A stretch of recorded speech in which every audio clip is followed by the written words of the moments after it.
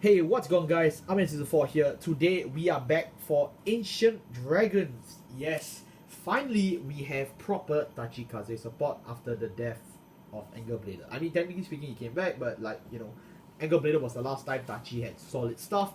Then for like 2 sets, they were like real mediocre. They had decent like frameworks, if you ask me, but I still think they didn't really get much good stuff. I mean, competitively they also did really badly. But we now have a new king of Tachikaze, a returning one at that, Spinodriver. Spinodriver and his 2 supporting cards are so unique that they can be played in every Tachikaze deck. And so, to really honor their roots in today's episode, we'll be doing the Ancient Dragons with the true Ancient Dragons in this deck. So, yes, it actually works, and I'll explain more in this deck profile. But like I said, this is for true Ancient Dragons with Ancient Dragons. If you want to try other Spinodriver lists, like, with Blader, Gaia, even the other guy from the V selection, or even, Gigarex, you can do that as well. And yeah, it's definitely fun. I've tried most of them. I'm not going to cover all of them, same like with Tetra, but this is the list I've had the most fun with, so I'm going to be covering it. And it's also strangely the most affordable. So for the grade 3s, we obviously have for Spinodriver, we play 3 copies of Barrel Tops, and we play 2 copies of Blader Romeos. So the guys from VBT 10 are called True Ancient Dragons, and the guys from VCall are called Ancient Dragons, but they are both Ancient Dragons, so they both interact together. I just need to put it out there. All the true Ancient Dragons, or Shin Gotayu, all have the ability that if you check a front, they get +1 crit, and it is not once per turn. Oh yes, it is once per turn. Yeah, so as long as you just check 1 crit, they just go up to 1 front, they go up to 1 crit. But considering that you can have a whole ball of these, that's pretty little if you ask me. And that's generally the point. At any time of the game, as long as true Ancient Dragons on the board, any front can potentially kill.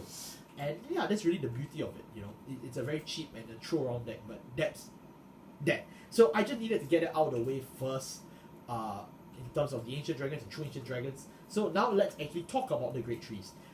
We're going to start obviously with Blader Romeos actually. Blader Romeos has 2 skills. Once per turn, you retire one of your own rear guards to retire one of your opponent's rear guards. Search your deck for 1 card in your deck and superior call it, and it gets 5,000 power. So it's really a neat 1-for-1 trade with a power up. And because the cards in this deck all have on-place effects, you generally will not be really losing much. Yes, of course, Tachikaze retires their own, so retire effects also proc at the same time. And to make matters even worse for the opponent, because your boards are built at such fast succession rates, right? Any spot that is being suboptimal, you can now eat it and swap it for a much better card. It's just that good. We play Blader Romeos only at 2 because it's the backup ride for Spinodriver. We'll be getting to him soon. Then we'll talk about Barrel Tops. Barrel Tops is the one we play more than Blader Romeos because it's both useful on V and on R. Its main unique skill is when players counterblast 1, you can draw a card. Then call a card from your hand and it gets 5,000 power. So it's a quick 1-for-1 cycle, you can branch out for stuff that when plays do occur as well, and it just gets 5k. So generally speaking, it's just counterblast 1, draw, and it gets 5k. It's really simplistic because it's a rearguard skill as well, so it helps. You can also extend during the battle phase. If you call this guy, you can do that as well. It does work.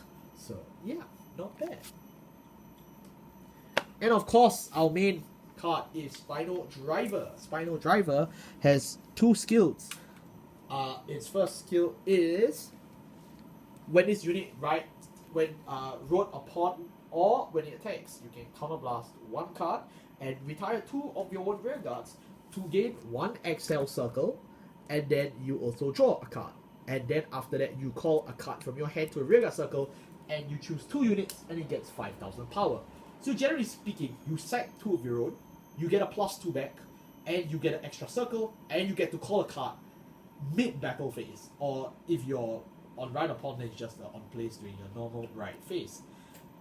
Pretty good. There is really nothing wrong with skill. It's just so well-rounded. It's not high broken, but it is pretty good if you ask me. Free XL generation, free pluses, free cycling, procs your retire skills, procs your on-play skills. There is nothing more that you can actually ask for. Its second skill is something called the Ancient Dragon Share, which is that if you drive check a trigger, you may place a gauge on this card from the top of your deck. So generally speaking, it just looks like this. Very simplistic. The gauge mechanic is used more in the other Tachikaze decks, less off of Ancient Dragons, true Ancient Dragons, my apologies. But, you know, there is still interactions with this deck that will require some gauge to an extent. So, yes, it is still good. That's what I really like about Spinodriver. You know, he's just that well-rounded. Like I said, he can be played in every Tachikaze deck. I have no doubt about that. So, yeah, do pick him up. He's really fun. Let's move on to the rest of this really fun deck. For our grade 2s, it's going to be a lot faster since I've covered both the generic skills for the Ancient Dragons and True Ancient Dragons. We played 4 True Ancient Dragons, Aileronorus, 4 of this guy, who's also a True Ancient Dragon, and 4 of the Ancient Dragon, normal Ancient Dragon, Dino Crowd. So let's break them down. This guy's skill, have Striker. His only skill is, if he's on XL, he gains 5k. Not bad. He's a 19k beater if on XL2, and a 24k beater if on XL1, but you're always playing XL2. And of course, he has the crit skill. Not bad. Then of course, our next card on the list is Aileronorus. Aileronorus, same skill with the crit, and it has a when placed. So when placed from hand, counterblast 1.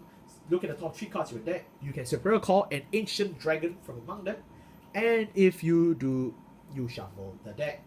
It's just a really simple +1. It's a call from hand, so you can trigger it with stuff like Barrel Tops, but you cannot trigger it with Blederomius. So just keep that in mind. It's just a neat counterblast 1/1. Like I said, most of these cards are just really 1-for-1 additions. They don't really plus that much unless you pick simple CB1 cost, you +1 generally. Very tit for tat like deck, and it's not bad, you know, for something that's placed from hand on a right target and on a rear guard. It's just nice to have.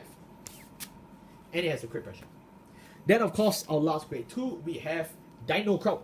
Dino Crowd is a returning face from the Ancient Dragons, albeit not a very prominent one if you ask me. I mean, I would have preferred Bimancular, even Crawlerfall.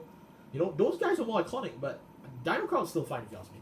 Dino Crowd has the same shared skill among all Ancient Dragons, where if you drive check a trigger, you may apply a gauge. And you may be wondering, so what about the gauge? Who cares? The first skill, when it attacks on V or on R, so blast 1 and retire one of your own rear guards, and this unit gains 10,000 power. Then, this unit receives 5,000 power for each gauge on the unit that you destroy. So, as long as it had a gauge, or in this case, if it was a regular Ancient Dragon that had a gauge, you go up to say a 15k boost, or even higher if you play the other decks that have even more gauges, you know, stuff like a Gaia. You know, you just really get a huge power boost with this guy, and by sacking cards with gauge, you generally plus from that, because the more gauge focused decks have skills that really trigger off when the gauge unit dies. So there is no weakness of this card in terms of being good generic support. It is just that good for all Tachi decks as well. Albeit a bit lesser than Spinodriver and the next guy, Iguana God. I would say Dino Crowd spot in a real Ancient Dragons deck is a bit debatable, but for me, I found him good enough to warrant running. But if you don't want to run him, I would say he's the most cuttable out of the 3 in my opinion. Then of course, we move on to our grade 1s. We play 4 copies of True Ancient Dragon, Albert Tail. We play 4 copies of True Ancient Dragon, Petra Feed, and of course 4 copies of regular Ancient Dragon, Iguana God. Yeah, let's break it down. This guy, Albert Tail, has a very simple skill. V on R, if your Vanguard is an Ancient Dragon, it gets 5k, and it has a crit skill. Very simplistic, great 13k booster, great early game offense. Yeah, it's just nice beater all around. Next up, we have Petra Feed. Petra Feed has a very simple skill as well. V or on R. Alright? When they attack, it participates in hits. That means if it swings and it hits, or if it boosts and it hits, you may look at the top 7 cards of a deck, Superior Call an Ancient Dragon from among them, and shuffle the deck. It's an on-hit pressure, it's a free +1, and with your deck crawling with Ancient Dragons, both original and new, there is really nothing bad about this card. It's a free +1, albeit it doesn't really help you win because it's just a plus. It doesn't help you increase your krill pressure or anything. It's still very nice to have, if you ask me. You know, it's a nice consistency engine for the deck. It builds bots. Early game, it's also a great rush tool. Yeah, that's pretty much it. Last off, for the Grade 1 lineup, we have 4 copies of Iguana Gork. Iguana Gork shares the same skills as the rest of the OG Ancient Dragons, that it gains a gauge if you drive, check, and trigger. But its main skill is this: when retired by the effects of one of your own cards, you may counterblast 1 and Superior Call this card. Superior Call this card is rest, okay? If this card had a gauge when it was eaten, you may Superior Call it for free instead. So generally speaking, when you retire, it's counted as a -1, right? But if Iguana Gork, you just net off that completely. You just eat it, you Superior Call it back. Yeah, you may have lost that gauge, but to be honest, you can just reapply it because Iguana Gork is back on the board, which means another trigger, another gauge. Iguana Gork is now free to be eaten. Eaten by what? You know, stuff like Bladderomio, stuff like Spinodriver. These are your main cards that will be eating your boards, and Iguana Gork is really the backup net for the retirement. You know, he really makes sure that even though you are losing, you aren't really losing your advantage, which is great. Iguana Gork really helps in terms of the tempo to really put up with the net board some of things. But just like Petrafi, he doesn't really help you win. He's just a body. So yeah, some people don't like him, but to me, I just like having bodies on the board with such an aggressive and push on deck, something that aims to close games as soon as possible. I do like it. I really do.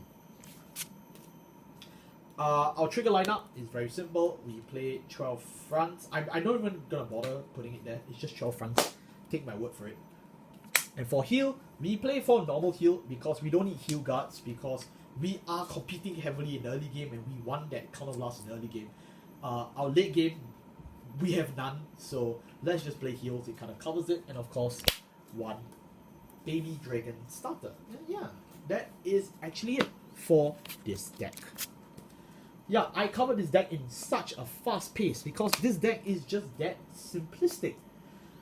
It's not simplistic in a bad way though, where it's like completely brain dead. The deck just works very well with very simple skills to understand that if you really learn how this way works, if you learn when to extend, when not to extend, it works wonders in my opinion. I would say that if I stop talking right now, this would be my shortest vehicle deck profile.